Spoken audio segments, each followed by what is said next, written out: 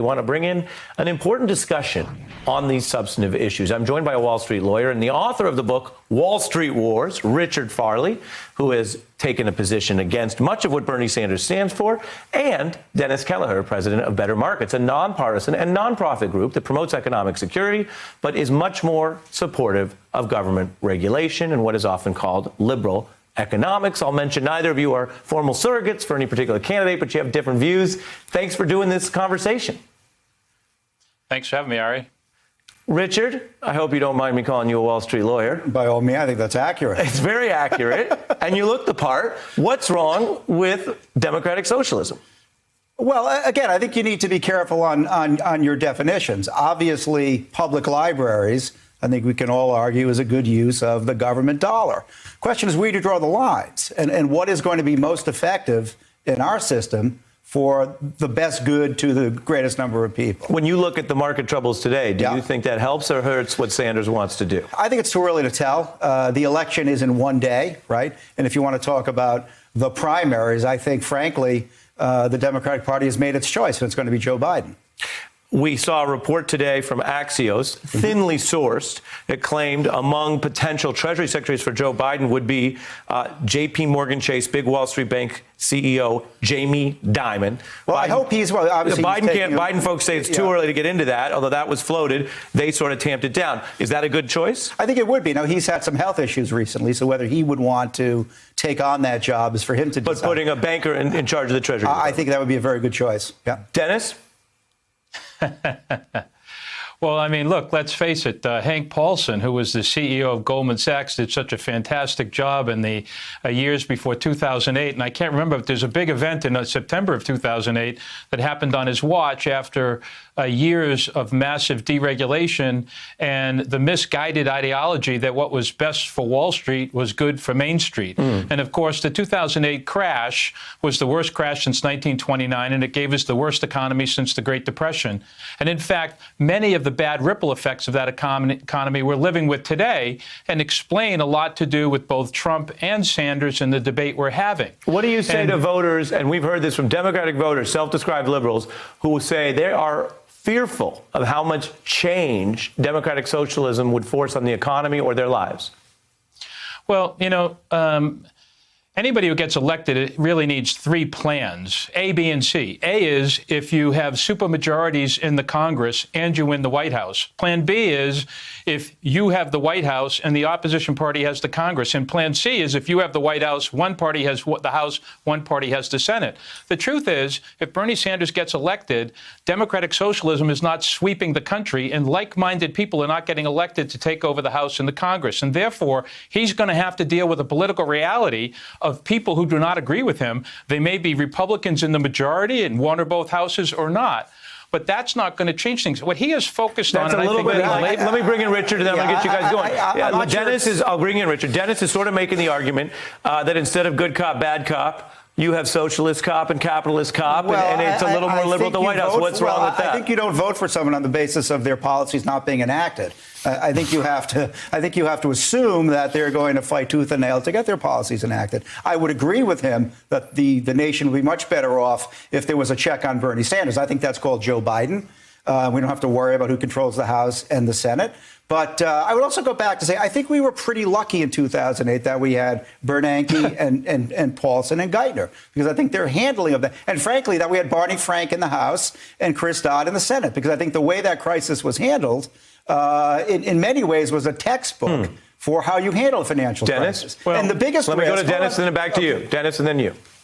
Well, as somebody who was a Wall Street lawyer for almost 20 years and a senior Senate staffer for about 8 years, including during the lead up to the crash, during the crash, and during Dodd-Frank, I'm going to reserve my judgments on how lucky we were or were not to have a bunch of bankers running the administration, whichever administration it was. I think that we leave labels aside and leave candidates aside for a minute. What we have to focus on is that we have 90% of the American people are economically worse off today than they were in 2007.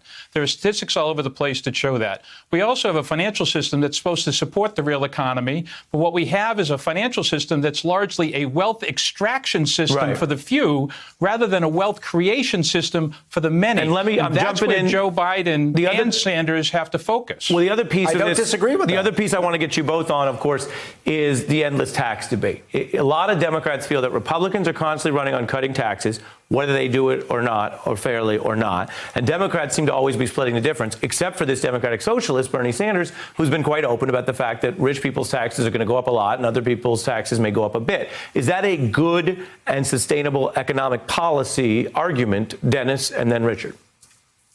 You know, running the tax cuts and deregulation aren't a policy. They're actually sound bites that substitute for policy. The question is, what is your objective and how is it going to achieve the outcome you want? If what you want is a Main Street economy that lifts everybody up, that has broad-based prosperity and opportunity, tax cuts aren't going to get you there. Neither is deregulation. So what you need, what both Biden and Sanders need, are policies that actually are going to have broad-based prosperity rather than what you have now, which is massive transfer of wealth from almost everybody to the top. Well, you're That's talking not about sustainable. And what you're saying in plain English is corruption. This, Richard, is the argument that when you get down to it, the way it works and the people who have the ability to get the loopholes, Yeah. it's corrupt and it's unfair. And that's why if you actually had a harsher system, it would be more fair. I want to play a little Sanders for you, where people credit him for being very clear about what he wants to do. But he says, look, if it was the rates in the Eisenhower era, what's so bad about that? Take a look. How high would you go? You've said before you'd go above 50%. How high?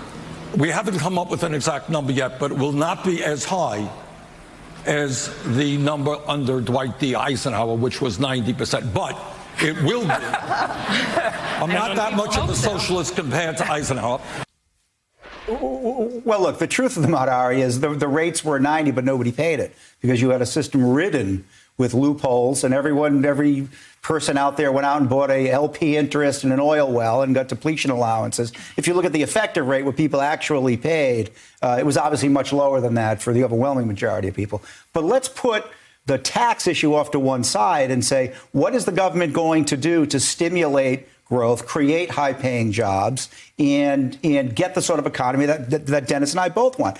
We have the 10-year Treasury note at less than 75 basis points. It was as low as 50. Now is the time for the government to go out and borrow for an infrastructure program, issue 30-year bonds, issue 100-year bonds, and take that money and make the investments in infrastructure that both parties agree have to get done. It's the cheapest financing in the history. But you think hold on. You think doing that though, with just straight up higher taxes on the rich, is not the way to fund that? No, not when the borrowing costs are so cheap right now. Dennis, I want to read to you something. You want to stimulate this economy, not choke it off with more taxes. Well, I feel stimulated just by the conversation. Dennis, I want to read to you something on the other side. I was pressing over here a little bit. I want to press you, Dennis, on the costs here. It's not just Sanders, of course. He just happens to be the more liberal choice. But there were several candidates that were talking about things that were expensive this cycle. This is dangers of Medicare for all, according to a one New York Times opinion column that's saying, look, it could cost, quote, $32 trillion in its first decade, more than double all currently projected federal, individual, and corporate income tax collections.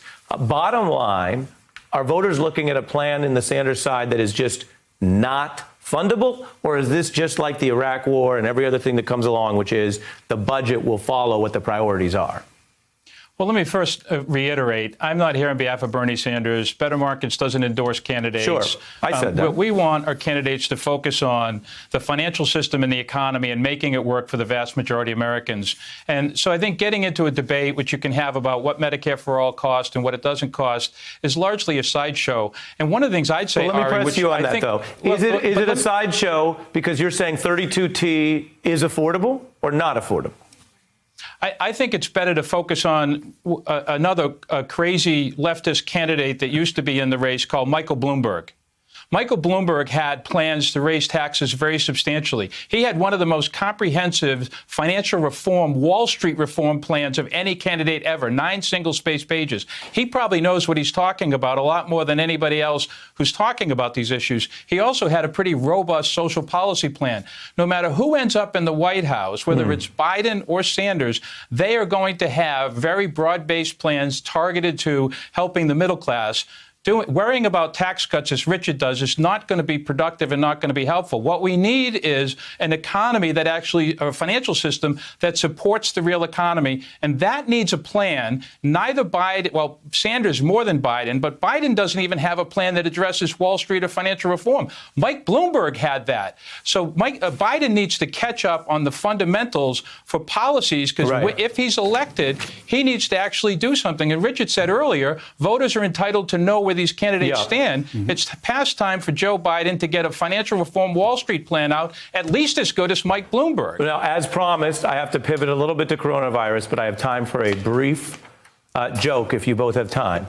I want to apologize to Richard. In America, Wall Street usually gets the last word, but we are out of time. Oh, well. What did you think of that? So-so. Takes a lot to make me cry. Richard Farley and Dennis. Hey, thanks a lot, Ari. Dennis Keller, a substantive conversation. Hey, I'm Ari Melber from MSNBC. You can see more of our videos right here, or better yet, subscribe to our YouTube channel below. You could have been anywhere in the world, but you're here with us, and we appreciate that.